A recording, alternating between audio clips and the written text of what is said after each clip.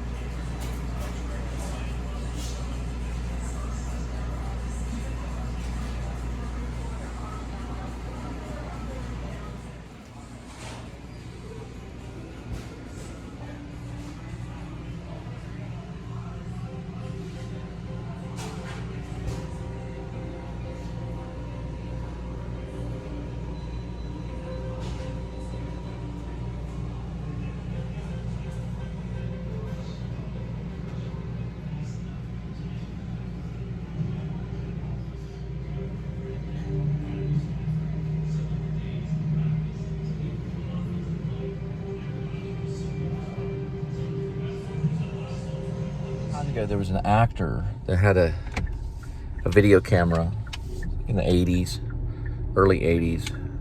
I met him on the set of Only in America.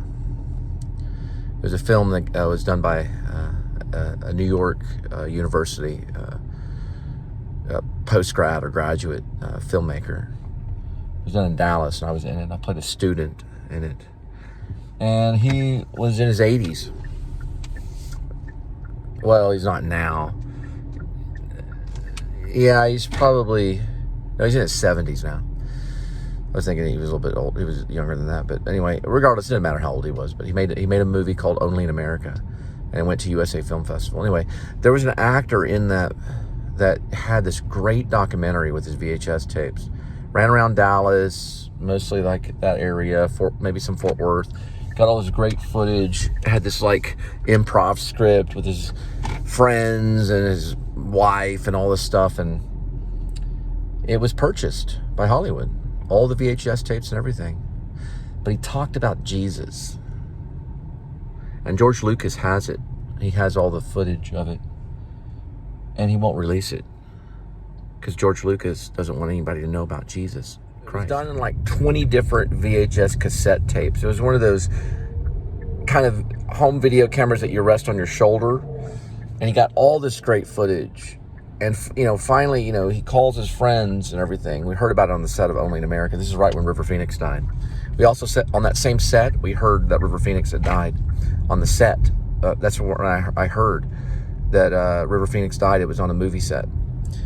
And this guy was like, man, they bought it. They bought all the VHS. He was like cheering and everything. Well, what happened? One of his friends made a movie that was a home movie. It was VHS tapes and everything, and they bought it. We did research on it, found out George Lucas had bought this stuff, and it was all this footage of this actor. And the actor talked about Jesus Christ, and he held the footage in a vault. He won't release it. It's like the whole Orson Welles thing on The Other Side of the Wind. They won't release the film because he spoke of Jesus Christ. So George Lucas hates Jesus Christ. Right, this fountain. They got these little golf clubs where these rich Jewish people go to eat and everything. Mostly all Jewish people that subscribe here to the Willow Tree. There's a few Christians, but not that many. It's mostly a Jewish club. So I better turn around and get out of here. But anyway, all these houses right here, they're all owned by Jewish people right here. All that stuff is owned by Jewish people. Research and see if I'm wrong. A Jewish person owns this house. A Jewish person owns that. A Jewish person owns this house over here, and a Jewish person owns that house right there. Also, if you go down here further, there's another mansion down here, and a Jewish person owns it. Do the research on it if you don't believe me. I know a lot about real estate. These are all owned by Jewish members of the temple, because their name is on a list at the Jewish temple. All of them are. They're all owned by Jewish people. That's owned by a Jewish person. That's owned by a Jewish person. That one's owned by a Jewish person. That one's owned by a Jewish person. And it's for sale too. And probably another Jewish person's gonna buy it. That's owned by a Jewish person. Over there, a Jewish person. You go down here, every single one of these houses is owned by Jewish people. Right there, that looks like it'd be owned by Jackson, Maine. That right there, that's owned by a Jewish person. That's a Jewish doctor lives there. A Jewish lawyer lives in that house, and a Jewish nurse lives right there. You wouldn't think a Jewish doctor would live in a small house like that, would you? There's another Jewish person that lives there. Jewish person owns this house right here. That's owned by a Jewish person. That's actually an Irish person owns that house. They're from Ireland. And then another Jewish person owns that house right there. And a Jewish person owns that house right there. Irish person owns that house. They're from Ireland. And most of that neighborhood back there is Jewish. Jewish and Catholic. There's a big Jewish settlement here in Fort Worth, as well as Catholic and Jew. And there's a small Christian Science too, as well. You can see this neighborhood right down here. Now this is where all the Christians live. So these are all Christians, all of them.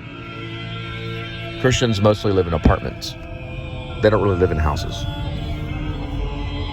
That's a Christian family right there. They're actually Christians. Hence the long hair and the baby tied to the front. No, I'm just joking, they're Jewish. Oh, look at the Rubik's Cube. You would never see a Christian person walking a dog and a baby tied to him like that.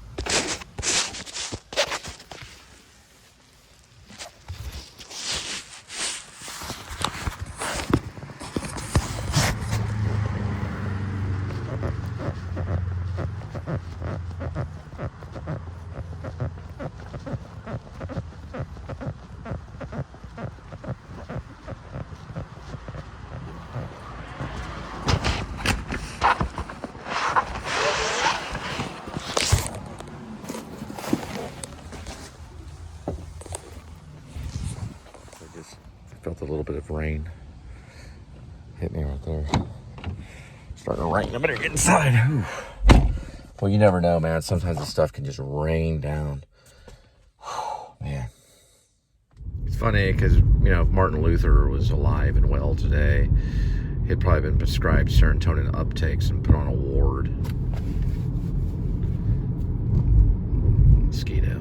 Rubik's Cube right there. I paid about $100 for that truck to drive by and be an extra in my movie. He's really happy. I paid him through a Cash App. Look at that Rubik's Cube right there. Is that not cool? Just kind of sitting there. Right there. That's awesome.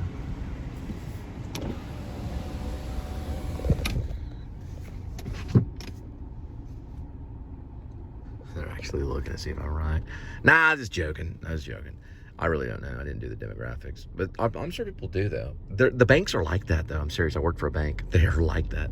You ask someone's nationality when you're doing a loan. And they have to, like, tell. There's some kind of multicultural thing they read to them. But they have to ask them if they're black, white, Indian, you know, what Native American, like, whatever they are. They have to ask them. It's part of filling out the information on banking. Check it out. Do your research. Look, banks ask these questions. I worked for a bank. We had to ask it, but they had to go through this multicultural training where they had to like give us paperwork on it, and we had to read up and we're tested on it and all this stuff about the fact that we know it's wrong to have to ask about your nationality, but it's part of how they do demographics and stuff, because housing, foreclosures, bank loans, what's it called? They do like a demographic statistic thing.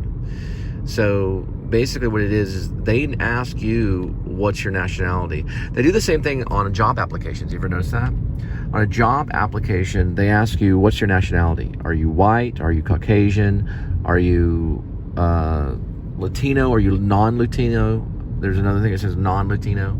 Are you black? Are you Indian? Or, are you Alaskan? Like, what is it, that you are? And it's part of your nationality. Native American would be an answer. All this weird stuff. They do it on every... Do me a favor. If you don't believe me, go fill out a job application right now. Get online, fill out a job application. Do they ask you? Now, you can put, do not prefer to give the information. You can actually do that. You can also put down that you're, a non-veteran too. All kinds of stuff. Or veteran. Or you don't have to... you don't have to answer the question. You can always plead the fifth. Oh, there goes the rain. Ooh, man, that's falling down quick. I have no idea where I'm going. I'm going up a nice little hill. Well, I don't know if they're owned by Jews. I'm sure they're not. Seinfeld probably owns like half the property around here. But I'm just joking about that. But seriously, there's rain that's starting to come down. You never know how hard it's going to rain. You never know. Especially when you're doing this job, you never know. I always bring my umbrella. You see my umbrella right back there? You never ever know. It's impossible to know. You can kind of tell, like I can look at the clouds and kind of tell, like, was that started by the Jews? I'm just joking. They don't control the weather. Everybody knows they don't control the weather. It's all the Irish. The Irish control everything.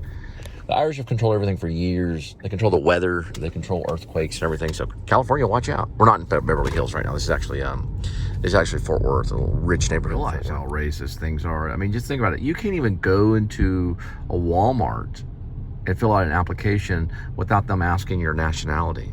You have to put something. You can always put down that you prefer not to answer. It'd be cool if you could do the same thing about your social, your social security. They have a little thing. You can either put your social security or prefer not to put anything. That'd be cool.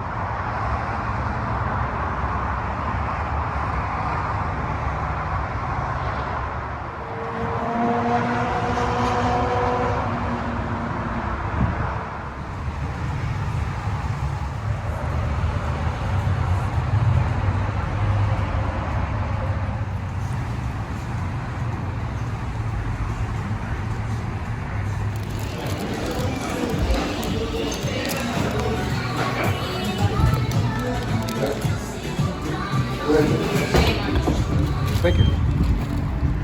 He said, shame on you. Well, you know what? I didn't want to just sit there and eat my chips. I want to start it up a little bit.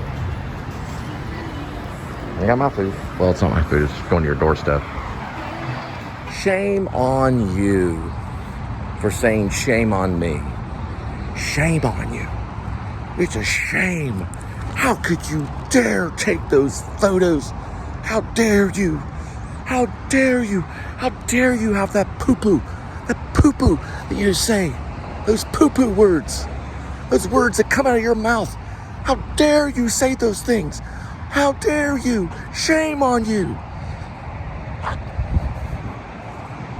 Punk rock, man. Punk rock. It's not even punk rock, but you know what I mean.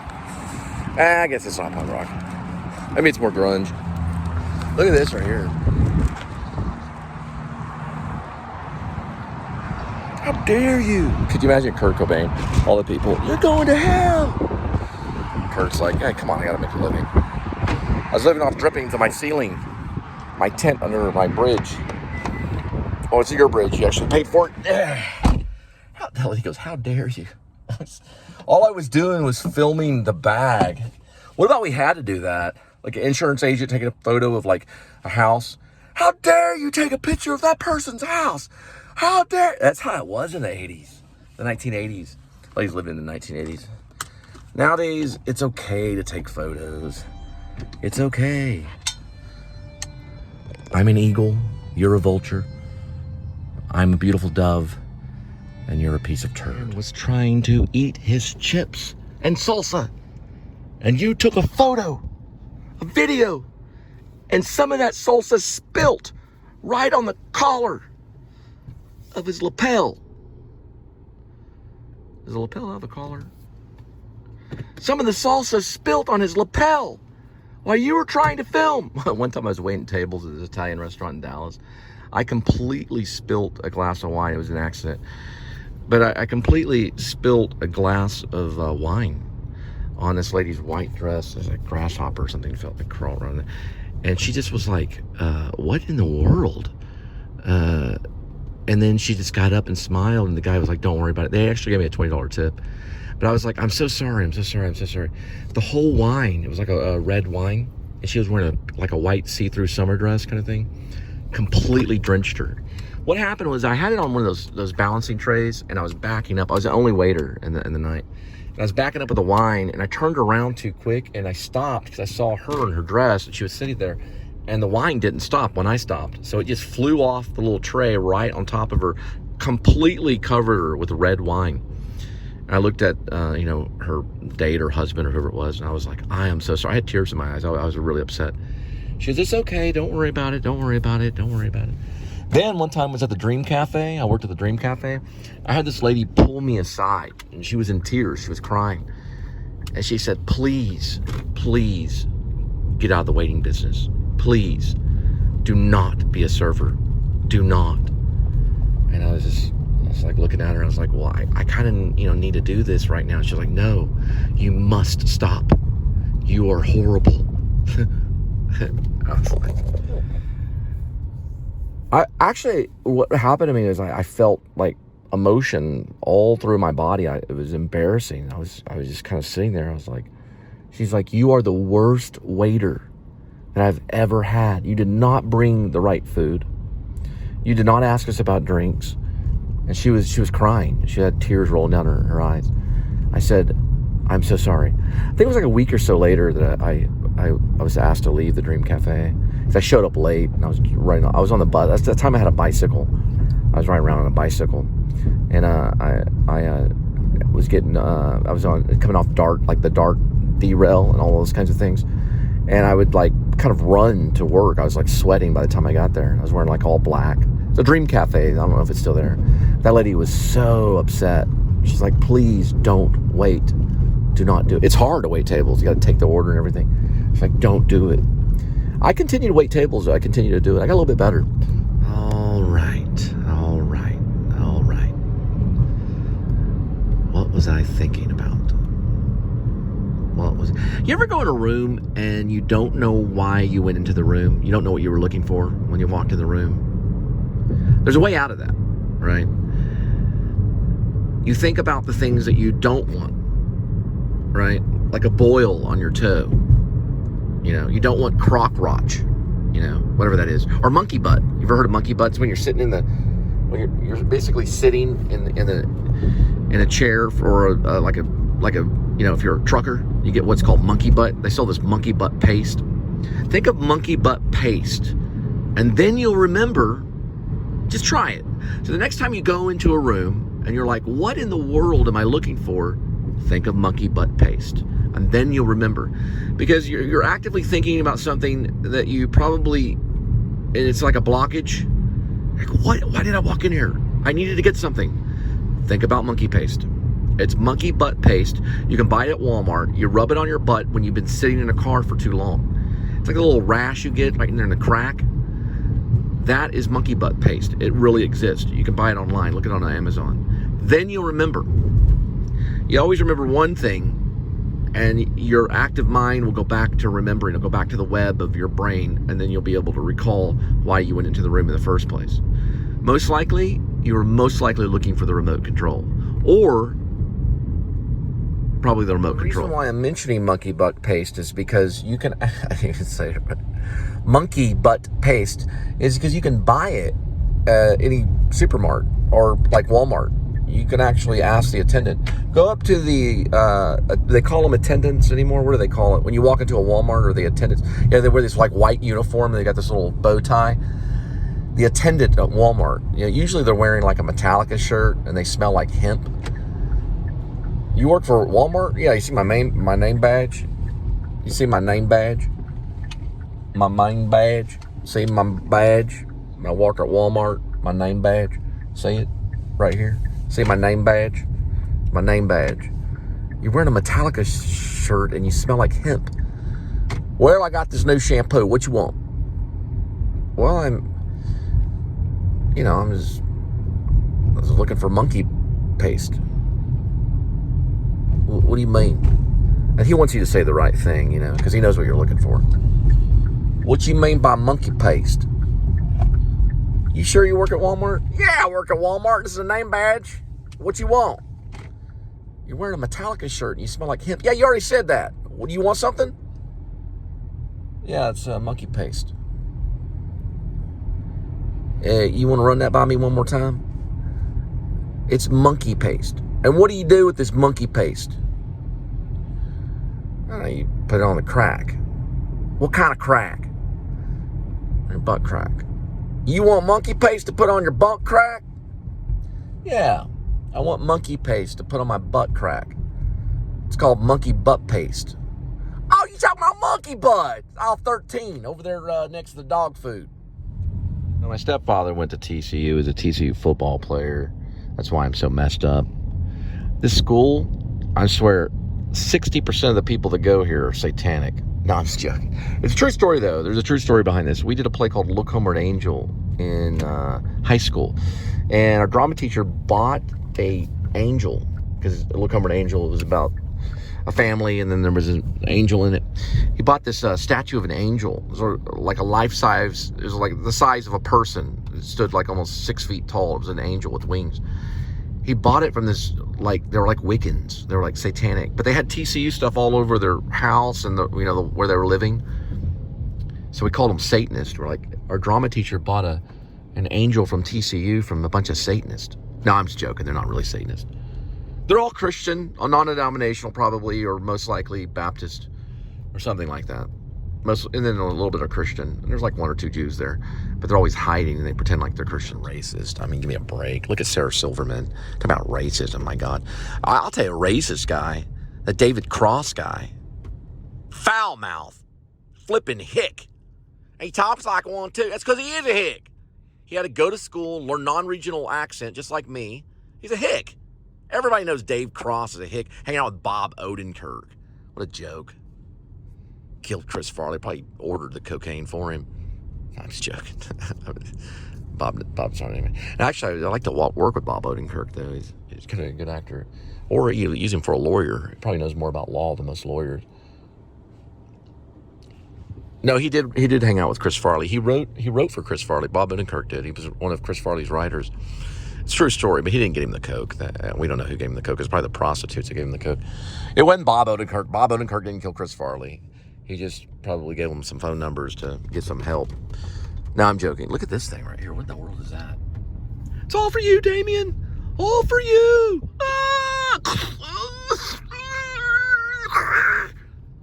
Chris Farley, man. That guy was demonic.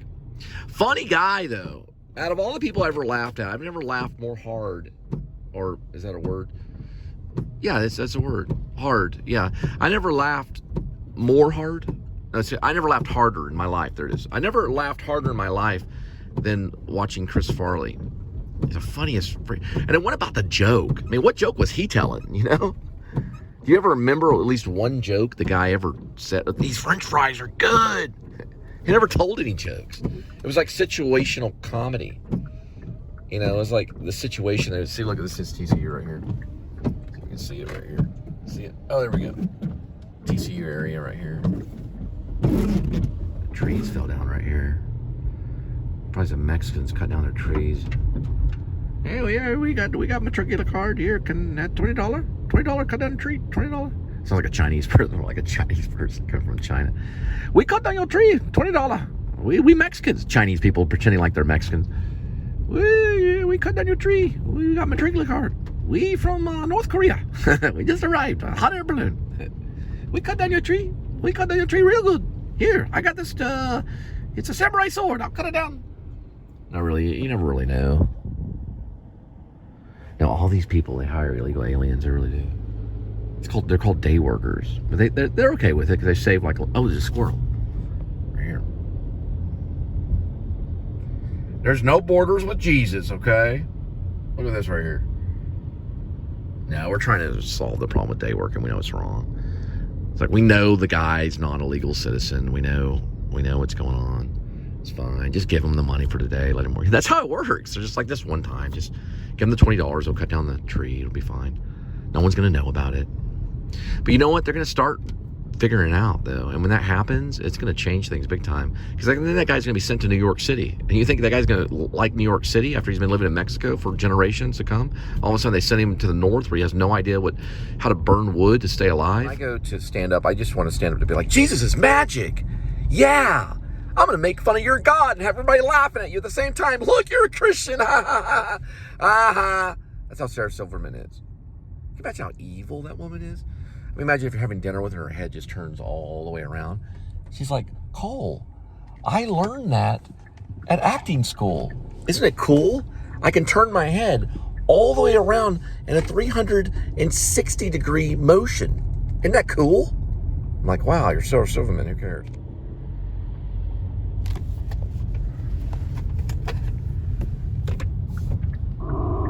are like really nice houses. The customer requested you leave the order at their door. They added the following instructions. Leave at my door.